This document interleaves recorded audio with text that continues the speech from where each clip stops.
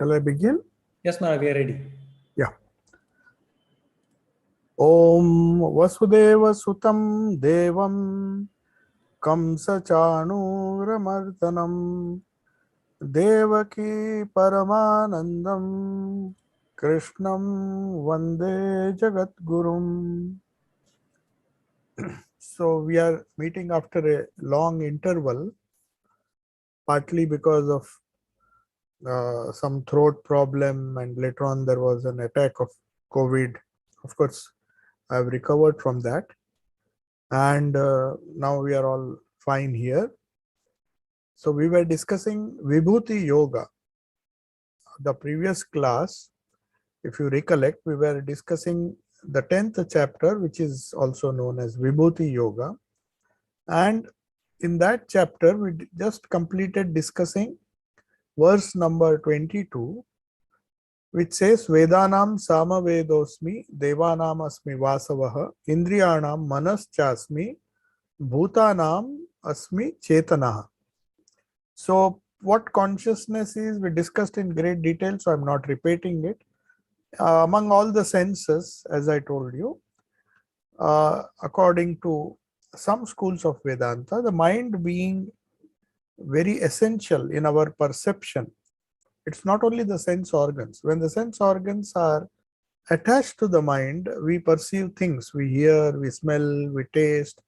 Everything happens with the mind as an agency, the reactive mind, or manas as it is known.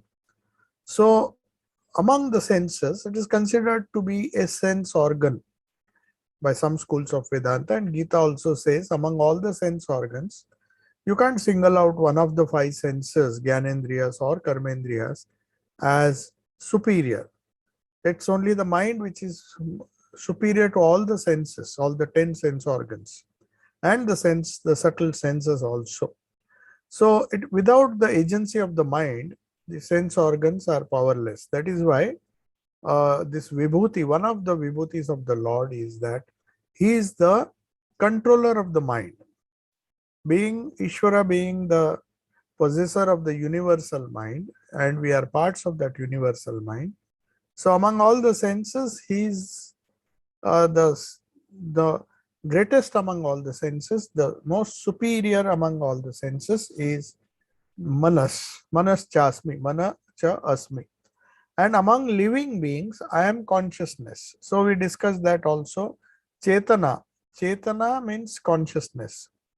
So the functioning of all the five senses, we saw that it becomes purposeless. Even if the senses are there, if the mind is not attached to them, the mind wanders away from the sense organs. We may be seeing things, we may be hearing things, we may be tasting certain things, but if we are absent-minded, as the word is used in English, sometimes we tend to be absent-minded. Our mind is somewhere else. The senses are perceiving the world around us, helping us to perceive, but somehow it is disconnected from the mind. So that is why when the mind of an absent-minded person,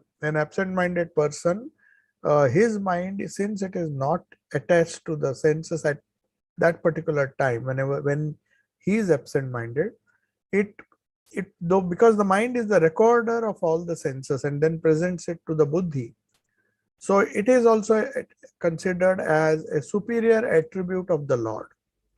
Of course, as we discussed, these vibhutis are just a glimpse of what the Lord is really capable of. He is capable of many things, but taking the best among the different species and the different entities that constitute this world, the greatness of the Lord is the vibhuti, the greatness or the glory of the Lord is being expressed.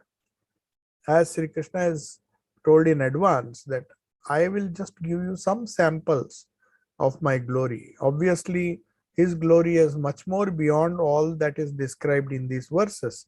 But to give an idea to the limited jiva, to a limited being, whose idea of glory and greatness cannot be conceived apart from the world.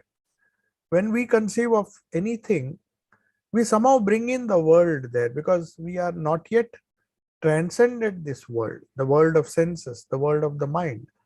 So when we come to the sense-bound world, the earth and all the planets and all those universe that as we see, as we perceive, then it to express the glory in those gross terms, we need to take the best among all the specimens, the best among animals, the best among plants, and then it will point you to the greatness of the Lord. Because if one of the species is far superior than the other, then how much more the Lord will be superior, because he is the supreme existence, the supreme creator, the maintainer and the destroyer of this universe, of this sense-bound universe.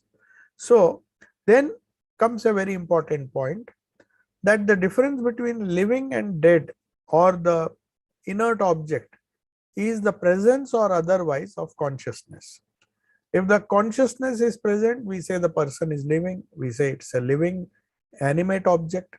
Inanimate objects, of course, we know it can be a dead body also, which is bereft of consciousness. So the more evolved a being, we say the clearer is the consciousness. So in the animal, in the tree, the consciousness is there, but it is not expressed fully. When we come to the animal level, it is expressed little more. Among them also, you will find Sri Krishna is glorifying certain animals. The king, the lion is an example, who represents, I mean, who is the king of all animals. There are other forces of nature, inanimate also or animate. But among all the objects, Bhutanam asmi Chetana. Chetana means I am the consciousness. So the more evolved being, any being, the clearer is the consciousness seen in that being. Ultimately, the pure consciousness, Sat, Chit, Ananda, the Chit portion, gets equated with God. So just as wealth distinguishes a wealthy man, the glories of the in the universe, they reveal the Lord. They reveal his wealth, the wealth which is his own creation. So not just money, but all the glory that you see around you, the manifestations of consciousness, the manifestations of power, both in inanimate and animate objects, is a reflection, a small portion of his glory. Now we come to another verse, the verse number 23. As I told you, he will give some examples from all the different species and the different objects that we see around us in the universe. Rudranam Shankarashchasmi Vittesho Yaksha Rakshasam Vasunam Pavakaschasmi Meruhu Shikarinam Aham. Now what does it mean? Among Rudranam, Nam means it is of all the, among all the Rudras. I am Shankara. We'll discuss that what it is. Shankarascha Asmi Vittesha or Kubera. Vittesha means Vitta means money, and Kubera is the god of wealth. Yaksha Rakshasam. Among the Yakshas and Rakshasas, I am Kubera. I am Kubera or Vittesha. He is considered to be the most superior among Yakshas and Rakshasas. Vasunam Pavakah cha asmi. Pavakah chasmi. That means among all the Vasus, I am Pavaka. And Meru is a mountain. Among all the mountains, I am Meru. Shikarinam means of all the mountains. Of course, Meru is supposed to be a mythological mountain. But anyway, Mount Meru, they say, is supposed to be a representative of the mountains. I mean, the greatest among mountains. So, the Rudras, as I said, I am Shankara, he says.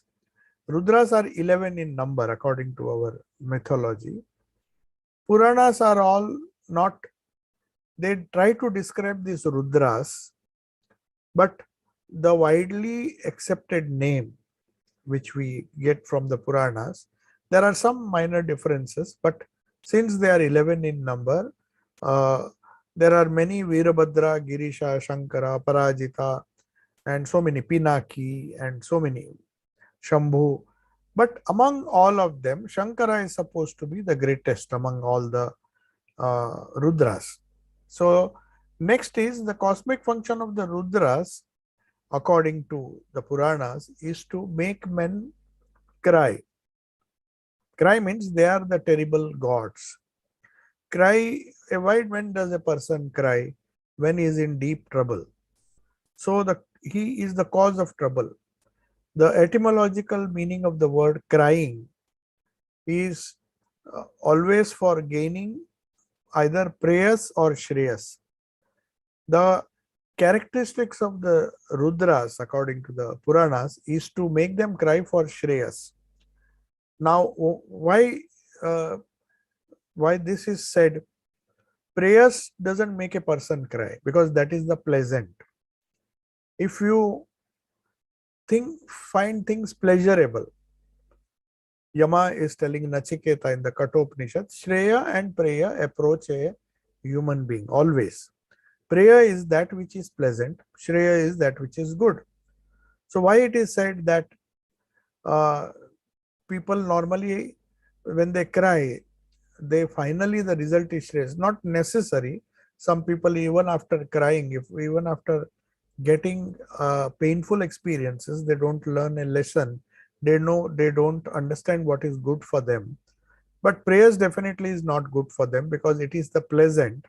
It fools you, it cheats you, and you get confused and you think you will gain something if you go after prayers. So the characteristic of Rudras, according to the Puranas, is to make people who are ignorant cry for Shreyas. And Shankara is one of the 11 Rudras who is the doer of good.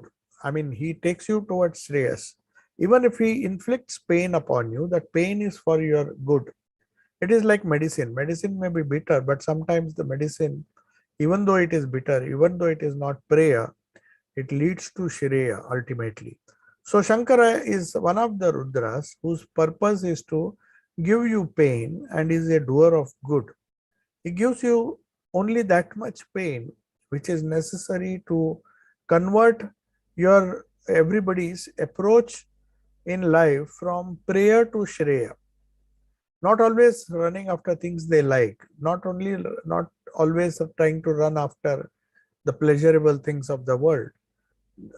I'm not saying that we should run after the painful things, but to learn to accept painful things if they are good. Sometimes painful things teach us great lessons. That is what Rudra is supposed to do. That is why he is a manifestation of a vibhuti, a glory of the Lord. Because he comes as pain, he comes as a tormentor, he makes you cry. But why does he make you cry? To make you realize the transient nature of this world so that you can go after Shreya, that which is ultimately or really good for you. So, through distress, he means Shankara or this Rudra, he takes the sadhakas and they directs their mind towards God, but direct their minds Godward. Because spiritual anguish, as we saw in the Vibhuti Yoga is very important, though people try to skip it and go to the second chapter of the Gita. But not Vibhuti Yoga, the Vishada Yoga, the first chapter, which is Vishada Yoga, where people feel that Arjuna is speaking of some pain, depression, the trouble, or the fear that he is suddenly filled with all these negative qualities, which makes him give up the idea of war. He doesn't want to get engaged in this terrible war, which will have terrible consequences. So that spiritual anguish, though it occurs in the first chapter, which is known as Vishada Yoga, that Vishada Yoga ultimately leads to knowledge, because Sri Krishna not only removes his ignorance, but through pain shows him the path towards Shreya. So that is what Rudra is supposed to do. So though he brings distress to a certain extent in the life of sadhakas, he enables them as a consequence of that distress directs them towards their mind towards God, because he finds all the things that is surrounded with are all transient. So he is encouraged, or he is motivated to search for the eternal, which is God. So the spiritual language sometimes is very effective in purifying us or removing our karma. We work out our karma in a faster way. If you remember, once Holy Mother told one of her disciples, Swami Premeshanandji, who was Holy Mother's disciple. So just looking at him, he was asking her some questions, and he said, I want moksha in this life, please bless me. So he said, you will be free in this life, or you will be free in 3 lives. If you want to be free in 3 lives, 3 more births you may have to take. The 3rd birth you will be free, but all the 3 lives will be rather smooth. Whereas if you want freedom in this very birth, then you will have to undergo a lot of suffering. So the choice, Holy Mother gave him a choice. These are very rare occurrences.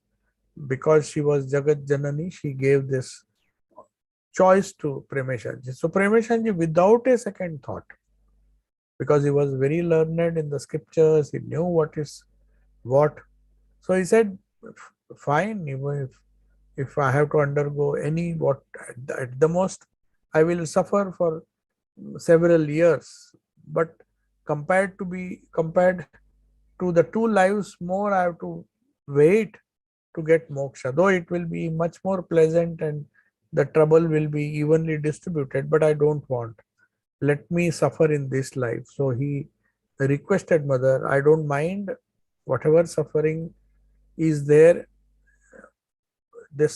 let it burn out my karma, and I want freedom in this life. And really, you can see towards the end of his life, he had a lot of physical ailments and he suffered a lot.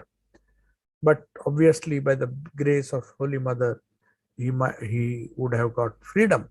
So this spiritual anguish, or the anguish that you feel on account of the power of Rudra, which is also God's blessing, it is said to purify people very quickly. Now coming to Yakshas and Rakshasas, they are celestial beings. The Yakshas, the former Yakshas and Rakshasas, the Yakshas are very fond of acquiring wealth, and the Rakshasas are fond of hoarding it. Now one group of people, you see, the Yakshas and Rakshasas are human beings after all. That is what these names imply.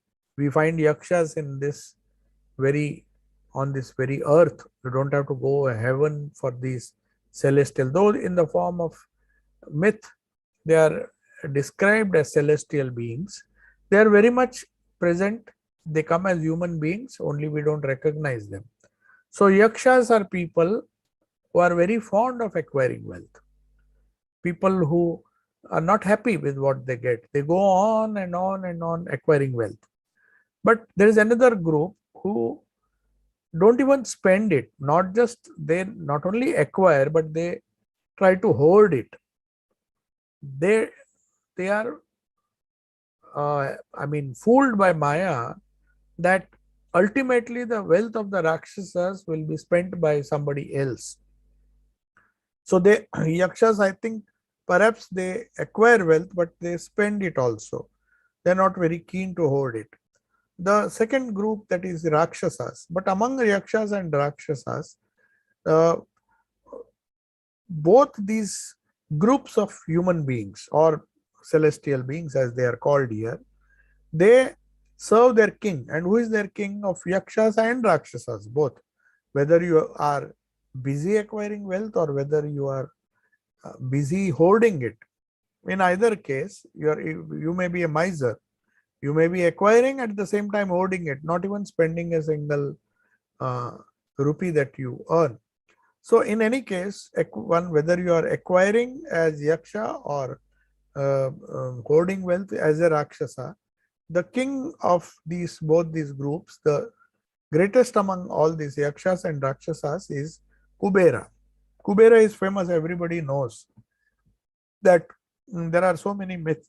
Balaji or Venkateshwara, as he is known in Tirupati, there is a story. It's of course a myth, but they say that he had to take a loan from Kubera. The marriage of his own marriage, they spent so much of money, but they had to take, because Kubera is the king.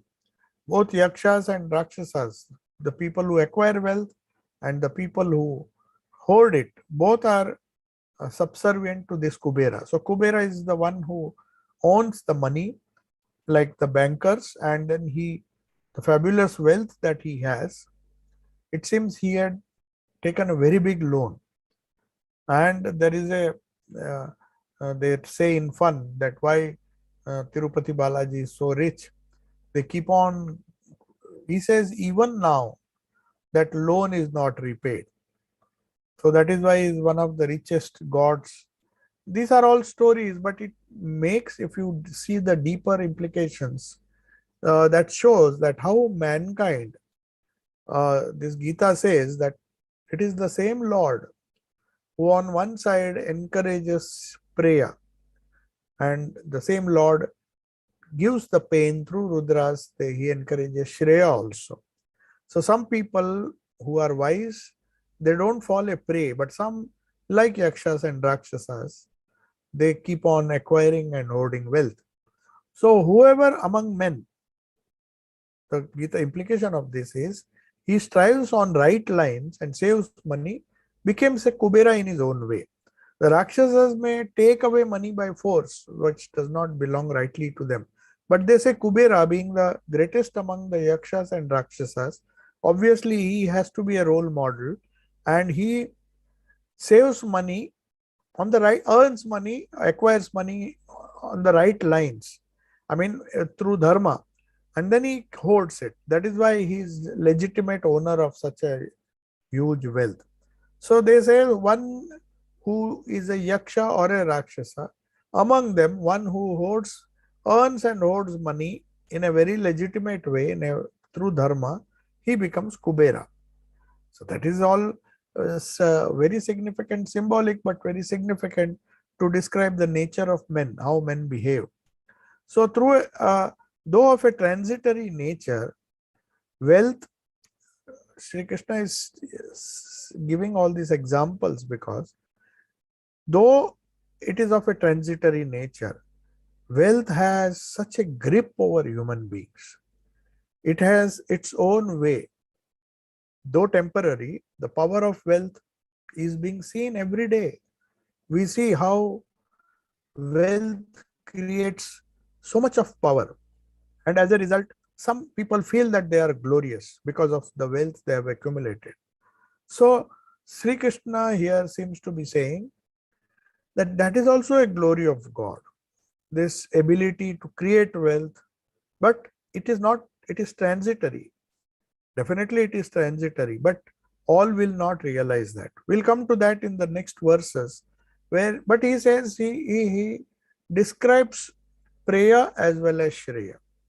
Some people in the beginning, he of course talks of Shreya, that these Rudras make you cry, make you suffer, so that you realize the transitoriness. But if you don't suffer, like Kuberas, Yakshas, he can also delude you and make you gather wealth, acquire wealth, and not spend it. So in either case, it is a glory of the Lord. Maybe a negative glory, but it is the glory all the same, because people seem to enjoy the acquisition of wealth and hoarding it also. It gives a strange kind of joy to them.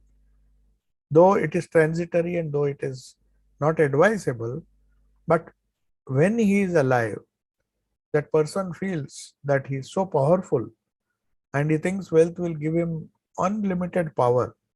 And sometimes they wield power because of their wealth. They can have their way in many ways. They can dictate human beings, they dictate the lower species because of their wealth. But after all, it is short-lived. Now coming to the Vasus, what do these Vasus do? They are 8 in number. Like there are 11 Rudras. One of the Rudra who really helps you, Shankara. I think from that the idea of Shankara, that is Shiva, has come in the Vedic age, because this Shankara later on, Shankara is the destroyer. What is he? What does he destroy? Unlike this Rudra, who is Shankara, a smaller deity, the supreme Shankara destroys your ignorance. He also destroys. Rudra is supposed, just as he inflicts pain and destroys your prayer, desire for prayer, and makes you go towards Shreya, the Shankara, or the Lord of renunciation, as he is known, he also destroys. He also takes away the wealth from you, saying that this is not good for you. So renunciation is a kind of dispossession of wealth. Maybe in many cases it is willing. It is voluntary. People voluntarily relinquish wealth because they don't want to carry the baggage, they don't want to carry the burden. But to get that wisdom, you need the renunciation. That is why he is known as the Adi Yogi, the Mahayogi, Shankara, that is Shiva. So in any case, it is a glory of the God. So God can be glorious in the worldly sense by being like Kubera, and give power, and a false sense, though it is a false sense, it is a temporary sense of power. That wealth wields so much power in its own way, and people think that they are empowered. So in any way, the others are Vasus, and unlike the Rudras, they are not 11, they are 8 in number. They have been described as, what are these Vasus? They are the different entities like land, Prithvi, water, the water that you see everywhere, fire, air, air that we breathe, ether, that is Akasha or space, moon, sun, and the star. So these are the 8 aspects, because they classified all the things that we see around us. We see the sun, we see the stars, we see the moon. This is as far as the planets and the sun and the other stars. It literally covers everything. Then you have the space in which all these things can be found. Then coming nearer to earth, we have the land, fire, water, fire, air, and the space, or the Akasha, the eternal space in which you find the stars, the moon, the sun, and all those things. So these are the constituents of the gross nature of our whole structure of our universe. So the Vasus, each one is a known as a Vasu. They are symbolic representation of land, that is earth, Prithvi, water, up or water, Teja, fire, and Vayu, and that is air, and all the other aspects, moon, sun, star. So all put together, they say, are ruled by for convenience, we say they represent the 8 Vasus. Of these, Pavaka is one Vasu who represents fire. So why fire is chosen? Why not land? Why not water? Water is so essential. But fire is the energy which gives us warmth and sustains life. Our prana, in fact, is known as fire. So there is a verse in the Bhagavad Gita which says, while you are eating food, you always say that the food which I am offering as an oblation in the fire of hunger, hunger is compared to a fire. A great worship is going on. So that fire burns, they breaks down the food particles into calories. So the calories and all the food, the energy that we see all around us is represented by this fire. Fire is not just the flame or the fire that we see around us. It's neither light nor heat. It is something which generates energy, whether it is food, fuel, anything. Food is the fuel for the human being. So also coal and other things are fuel for creating other power forms of energy. Any form of energy is known as fire. So Pavaka is one of the Vasus, eight constituents of the whole universe, which is so important. That fire in the sun, the fire in the stars, the energy that creates this fire, That is what is implied. It's not just the fire, physical fire, but the energy, the prana which is symbolized by this fire is what the Lord is. So Lord is being, out of the 8, he says the fire, since it is the most important, Pavaka, I am he. Among all the 8 elements, 8 vasus that you see around us, I am the fire, and it sustains life also. So the Lord therefore describes it as his special manifestations among the vasus. Now the golden mount Meru, we discussed why Meru is supposed to be so important, because according to Hindu mythology, the Mount Meru, it is supposed to be somewhere in central India, that is, though we do not know whether there is a physical mountain of that name, but there used to be, in the Puranas it is mentioned that golden Mount Meru is believed to be the axis around which all the heavenly bodies rotate. Now we do not know how far it is astrologically true, but it is an allegorical representation. It's an allegory, no doubt, of the Brahma Danda, that is known as the spinal cord in the human structure. Now the spinal cord is considered to be so important because that is how, from where the yoga, in yoga it is very important because it is the spinal cord that is that makes the rise of Kundalini possible, the nervous energy. The spinal cord in the human structure is very important. That is why they say the highest chakra, the Brahmarandra chakra, it is also known as Brahma Danda. It is, Danda means a stick. So it is, the whole spinal column is given so much importance because the science of yoga or tantras, they glorify it by saying it is the golden Sushumna, which is supposed to be bright. When the Kundalini rises, there is the light of knowledge that one experiences as the Kundalini rises from that, passes through the different chakras, from which all our sensation, the world, and the clarity with which we see things, we perceive, we understand. Even our understanding is one of the chakras. When it passes through the heart chakra, our buddhi awakens. When it passes through, when this human chakra, a human spine, which is known as Brahmadanda, the spinal cord, when it reaches the chakras, the energy or the nervous energy reaches the highest point, which is known as Brahmarandra, that it has to break and then the man becomes free. So it is the consciousness that is represented by this Mount Meru. So Mount Meru is a representation of the spinal cord in man, and then it is the center of the universe also, just as it is the center of our personality.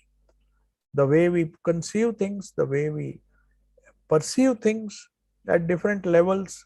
When it is at the lower chakras, we perceive the gross things.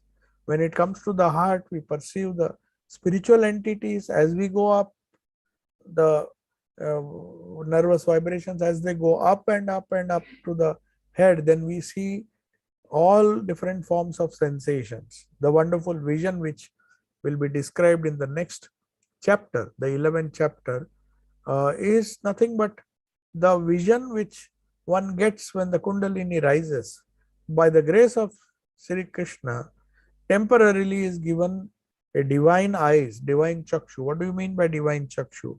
The spiritual light which enables you to see things both gross and subtle, which enables you to see the past, present, and future. So all those things, the consciousness which gives the spinal cord its brilliance. It is brilliant because that is why when you glorify, when you say the Lord is the Meru, you are in fact allegorically, we are praising the Brahma Danda, the spinal cord. That is why Meru is important. So they also say Meru Danda. If you see in some of the Indian languages, they don't call it Brahma Danda, they call it Meru Danda. Meru Danda means the spinal cord. That is another name. So that shows that Meru word or the Meru mountain is a representative of this spinal cord. So Devas or the great Devas means the bright beings who are far superior than the Rakshasas, Yakshas and the other beings who are very gross. They are all human beings, different varieties of human beings. When they are gross, they are known as Rakshasas or Yakshas. When they are acquiring wealth, when they are hoarding wealth, they are Rakshasas.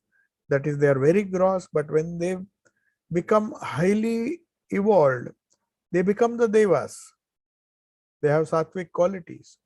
So Devas, when they go to Mount Meru of mythological fame, Mount Meru is considered to so important. That is why they have named the Brahma Danda as Meru Danda. The senses and the prana in the human tabernacle, the human body that we have. We have the senses, we have the sense organs, the prana. They are all flowing through this Brahma Danda or the Meru, which is symbolic of our spine. The Lord therefore says, I am that Meru among all the mountains. That means I am that spinal cord. Among all the parts of the body, the most superior is the spinal cord because that is where you make spiritual progress. So he is comparing to that. That is the significance of verse number 23. Now we will discuss verse number 24. Purodasam cha mukhyam mam Vidhi Partha Bruhaspatim Senaninam Aham Skandah Sarasamasmi Sagaraha. Now, Purodasam. Among Purodasam, it's like Purohit word has come from this Pura word. So, Purodasam means household priests, householder priests. They are not spiritual people, they are the ones who do rituals in exchange for some wealth or something. So they are known as the householder priests. But among them, though they are householders, they are all representatives of God. Purodasa, cha mukhyam cha, I am among the household priests, the Purodasa, the chief, mam vidhi, know me to be the chief, Partha, Brihaspati, Senani Nam Aham Skanda, the Brihaspati, as Brihaspati, who is the greatest among these householder priests. The householder priests are named as Purodasa. So among all the Purodasas, all the household priests, the Mukhya or the main among them is Brihaspati. Among them I am Brihaspati because he is one of the chief and the greatest among the householder priests. But among the generals, the fight Senani Nam. Senani means among all the generals. Senani is the general of a large army of soldiers. So among the generals also, Aham Skanda. Skanda is supposed to be a great warrior, a great general who has fought several battles on the behalf of Devas. Sarasam, among all the lakes, I am the ocean. There are smaller lakes in different land masses, in different continents. We have huge lakes, but nothing is as great as the Sagara. Sarasam. Sarasam means, Sarasa word means the lake. So among lakes, I am the Sagara. So that is my glory. So the verse means, of priest, O Partha, know me to be the chief Brihaspati, and among the generals who lead big armies, I am the Skanda, and of all water bodies, that is lakes, I am the ocean. So the function of the priest, the household priest, is to administer or control the ritualistic worship and is some kind of code. So they are not meaningless rituals. Most of the rituals discipline a person's life. They are sanctified code of conduct. So you don't do things in a haphazard way. These household priests teach you to develop a kind of discipline That is the purpose of rituals. They are not entirely meaningless. They enable a person to train the mind, to do things in a very systematic way, not in a haphazard way. So they are the persons who are responsible. They don't allow the householders to do things as they like. You have to do certain rituals in a certain way, and that brings some kind of discipline, some kind of mental control. So it is a sanctified code of conduct which these household priests, and among them Brahaspati discharges the sacred duties. He is also the household priest for Devas. So that is why he is a deity of great eminence. Brahaspati does not go to ordinary houses. The Devas also, the superior noble human beings who are known as Devas, they are also great people, and they also need this ritualistic worship. So Brahaspati is the supposed to be, according to the Puranas, the sacred duty of whose sacred duty of Brahaspati is to guide the conduct of even the Devas. I mean the noble among human beings, if you like to express it that way. So it is, therefore, when you say Brahaspati, he is one of the best specimens of household priests, since he is very knowledgeable and he is responsible for maintaining a discipline even amongst the Devas, leave alone human beings, I mean ordinary human beings, who can, of course, we can use this symbology to understand that these Devas are superior human beings, and the Yakshas, Rakshasas, Gandharvas, they are of varying capacities. So they have their own chief, they have their own priest to administer the ritualistic worship. But since Devas are the noblest among all human beings, Brihaspati is supposed to be their household priest. So seekers of learning and wisdom, those who want higher knowledge through rituals, through all this study of scriptures, they pay homage to Brihaspati. So that is why he is one of the attributes. Being the best among the household priests, he is supposed to be a manifestation of the Ishvara. Now, Godhood can be reached only through right understanding and right execution. First, we have to understand the principles of life, and that is not enough. One has to execute it properly. One has to understand the principles and live one's life according to those principles. So these two divine principles, Skanda is the name for Kartik. You know, there is Kartik, who is the general, who is he's supposed to be the greatest among all the generals. So Ganesha represents right understanding or wisdom, buddhi. So he is a symbol of wisdom, whereas Skanda is the symbol of administration, a powerful administration. So that's why when you see in the Durga Puja Pandal, you will find Ganesh and Kartik on both sides. That means power of the Divine Mother. Of course, Saraswati and Lakshmi are also there on both sides, which represent knowledge and wealth, that is glory.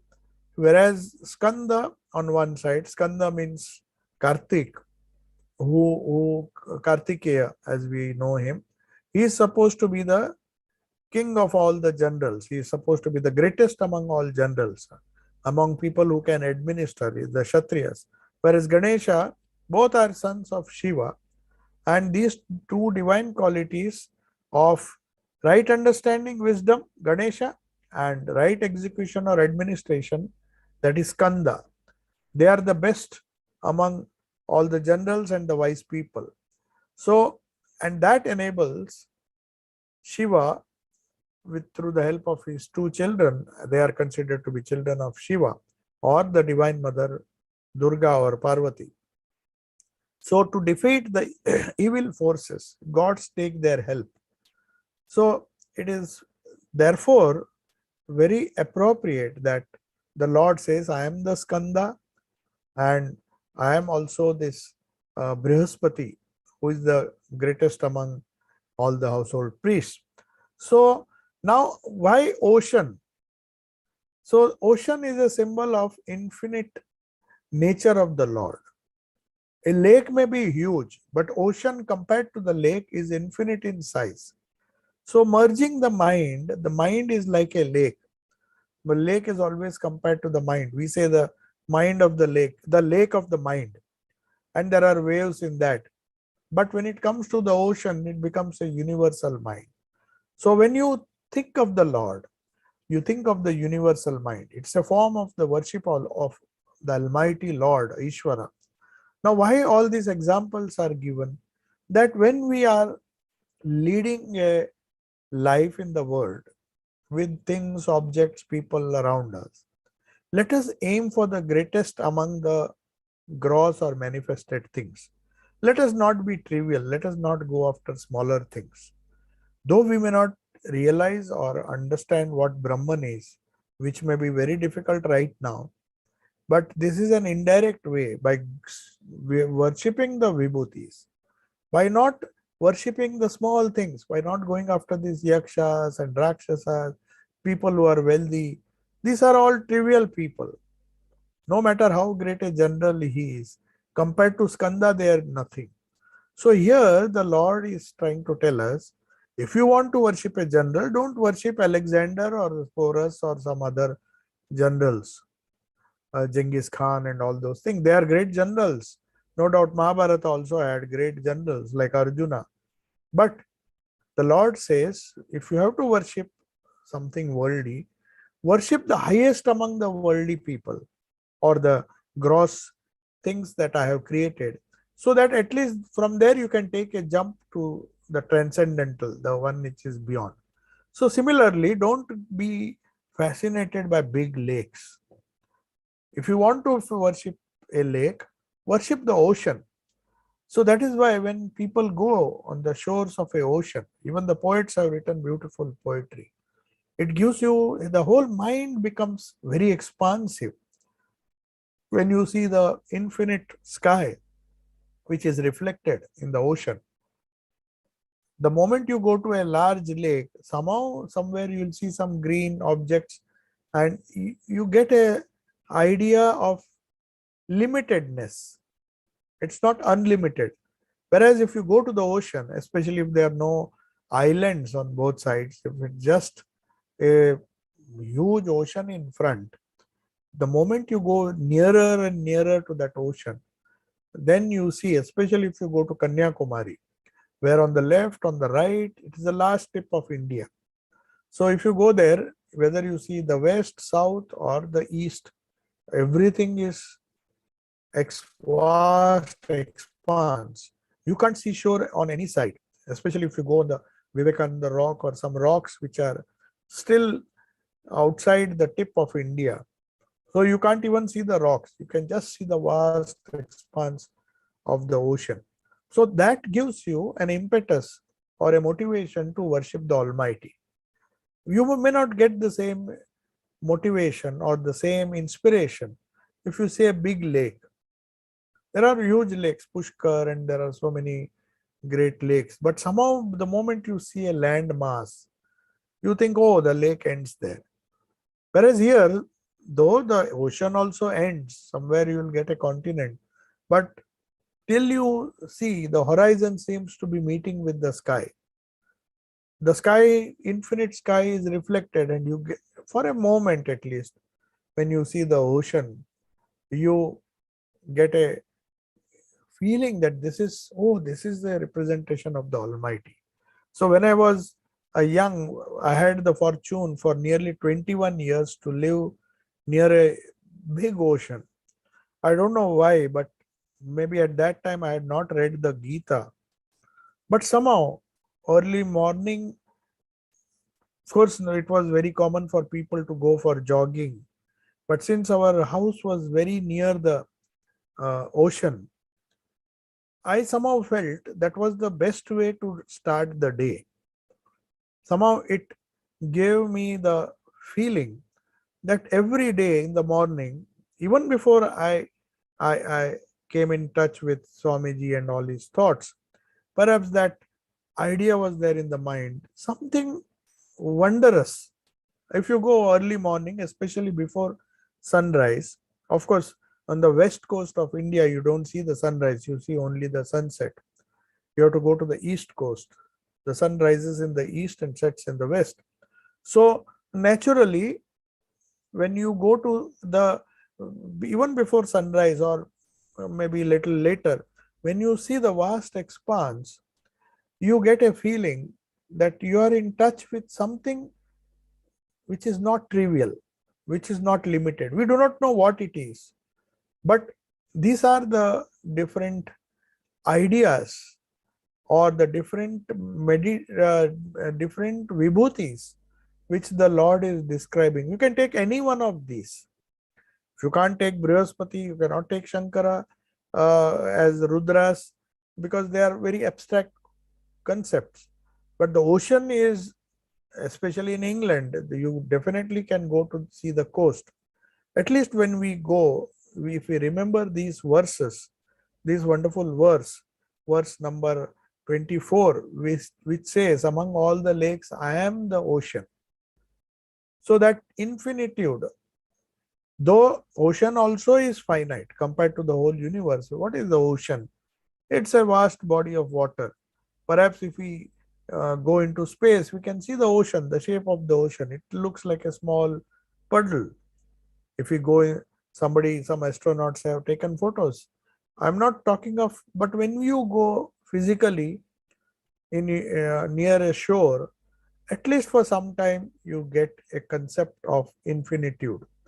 So merging the mind is like merging that lake. Our mind right now is like a small lake or a big lake at the most.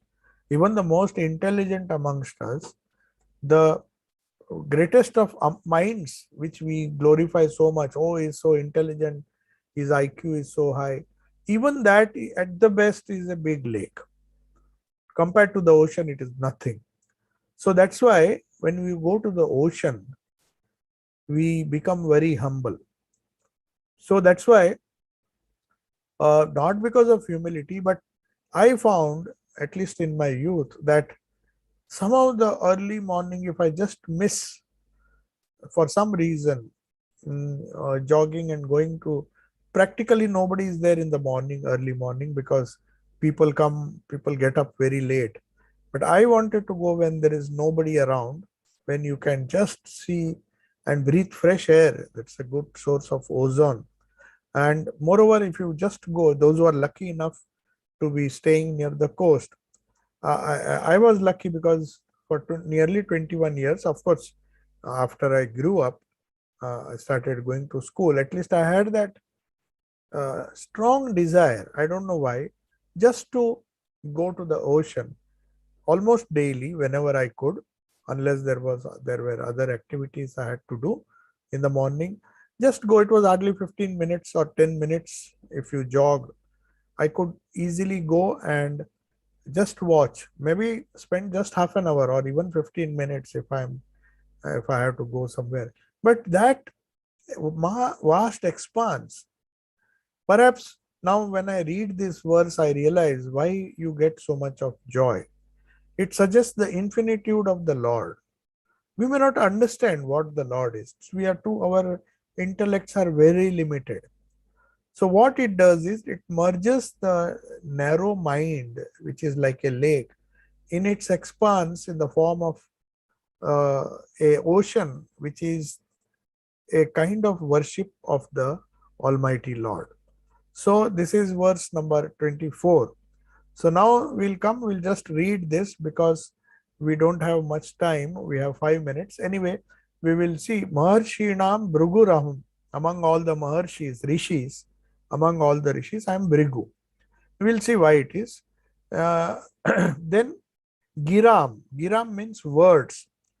Giram Asmi Ekam, the one, Aksharam, the one syllable. That is Om. Now, Om is described as the monosyllable. It is one syllable. So, among all the words, I am Om. For obvious reasons, we'll see why Om is considered to be the most sacred. So, among all utterances, I am Om. Maharshinam, among all rishis, I am Bhrigu. Why Bhrigu is great, we'll see that. But among all the Gira means word. So among all the words, Giram, Asmi, Ekam Aksharam, the monosyllable. Om is not mentioned here, but monosyllable means Om. That is supposed to be Ekam Aksharam. Ekam in the Upanishad also. Ekam Aksharam means single word which is having only one akshara, syllable. Now among them I am Om. Among all the words, among all the different words, permutations of combinations of different alphabets, A, I, U, Ma, then Ka, Kha, Ga, Ga. There are so many alphabets in different languages. Among them I am Om. Yajnanam, among all the sacrifices, I am Japa Yajna. So we can do many yajna, but what is the greatest among sacrifices? Holy Mother used to say, Japa is the greatest sacrifice. She used to say, those who have money, let them give money, let them give in charity. That is also a sacrifice. But greater than giving money or giving some gross object which will satisfy the need, it is also a sacrifice.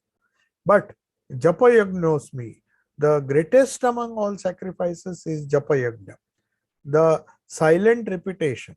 Japa means silent repetition of the holy name, whatever it is, maybe Om also. And Sthavarana Himalaya, among the immovable things. Now Meru is a mountain which is, as I said, Meru is also mentioned as the greatest among mountains, but here Himalaya is not just a mountain. It is immovable. Himalaya, the moment you get a feeling there, the moment you encounter, if any one of you have visited the Himalayas, the foothills of the Himalayas, with the huge snow peaks, when you go there, you first get a feeling that it is immovable. You find that here is something which is standing for ages and ages and ages, and you are wonderstruck. The first thing that strikes you is the immovability, something that is sthavara. Sthavara means that which does not move. In this world of ours where everything is moving, everything is vanishing, these are the witnesses. If you especially go to the Himalayas, Mayavati or some place even higher, when you go to Kedar, when you are walking through two mountains, you find you are the moving, you are just like an ant.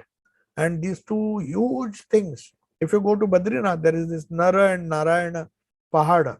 Nara is Arjuna and Narayana is Krishna, say Krishna. So they are like these huge mountains.